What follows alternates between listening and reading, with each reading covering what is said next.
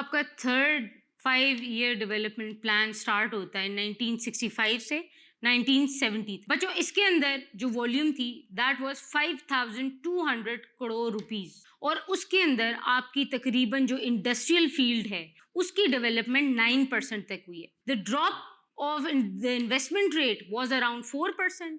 आपकी जो agricultural development हुई है वो तकरीबन 4.5% तक हुई है। ग्रोथ ऑफ एक्सपोर्ट और रिसोर्सेज एंड फेवरेबल कंडीशंस देखने को मिली, और एक्सपोर्ट जो है वो आपकी तकरीबन 7% तक सालाना पर एनम हुई है। उसके अलावा बच्चों एक और चीज़ ये है कि ये वाला जो आपका प्लान था ये कम्प्लीटली सक्सेसफुल नहीं हो सका।